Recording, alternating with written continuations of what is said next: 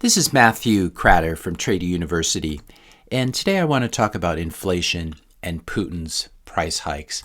We've seen this transition from the Fed saying inflation is transitory back in last year to inflation is good. We've seen the White House saying that inflation is caused just by corporate greed.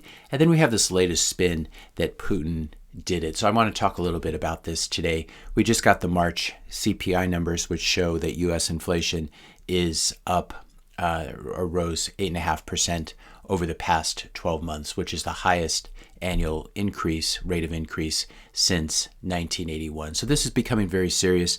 This is something I was warning about as early as August of last year, the coming inflation disaster.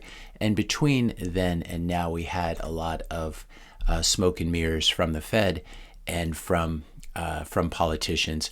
Back in June of 2021, Jerome Powell, head of the Fed in the U.S., which is the U.S. Central Bank, saying that the recent rise in inflation was transitory, turned out not to be right. A little bit later, a couple months later, he said he expected prices to come down on their own. He's now having to raise interest rates to try to control inflation. And it makes you really wonder why we even let these people be in charge when their predictions are so terrible.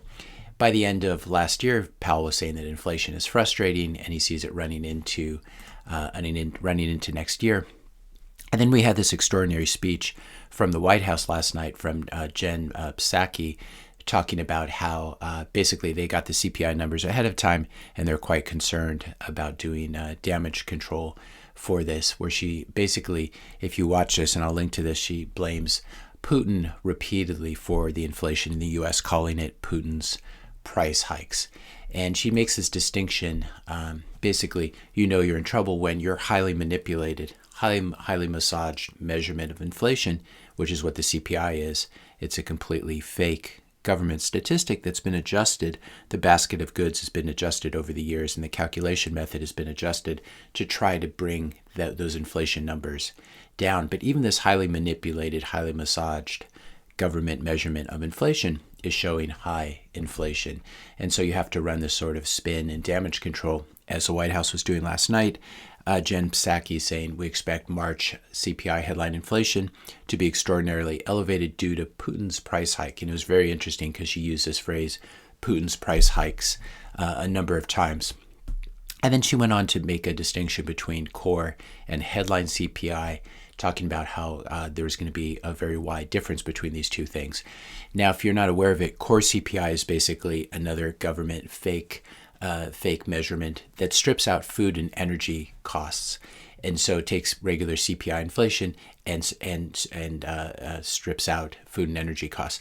Now, I would say core CPI makes a lot of sense for human beings who do not eat food or do not use any form of modern transportation like buses or planes, trains, or automobiles. But I think we can do it even better. I'm proposing a new measurement of inflation called hardcore CPI.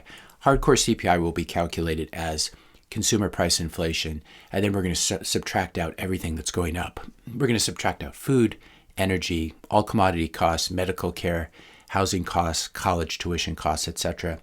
And the good news about this is if you're a human being who stays in a box, doesn't consume anything, and doesn't go anywhere, your inflation measurement will go close to zero. And I think if we massage the index enough, this is one of the best ways of getting government inflation down to zero. You're just going to strip out anything that's going up. But on a more serious note, here is actually a chart of US CPI.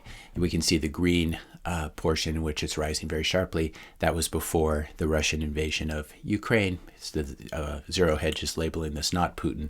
And then we have this tiny little piece up here, which is Putin.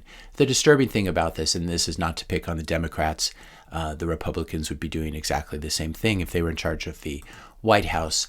But it's very difficult to blame Putin, for example, for the fact that rents are up 30% in some cities and up anywhere from 15 to 30% elsewhere. It's been quite brutal. We all know, especially those of you who've been watching this channel, this has been caused by central bankers and by Fed money printing. We can't really blame Putin for this one. And this is an old political trick to try to blame external enemies for your internal domestic problems.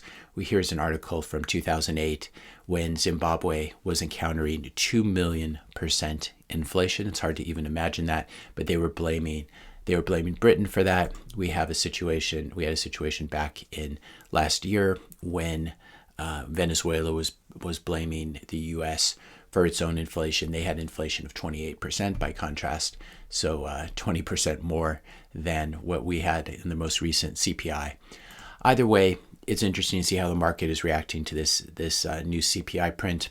The probability of a 50 basis point rate hike in March at the May 2022 meeting is now up to almost 90%. It's at almost 88%, and this is the probability that the Fed will raise Fed funds by a 0.5 percentage point. Meanwhile, Jen Psaki is planning on leaving the White House to go work for another Ministry of Truth, to work for MSNBC. And it's really interesting to see this revolving door we have between regulators and politicians and the media. And unfortunately, this creates a situation where we don't get a whole lot of truth about anything.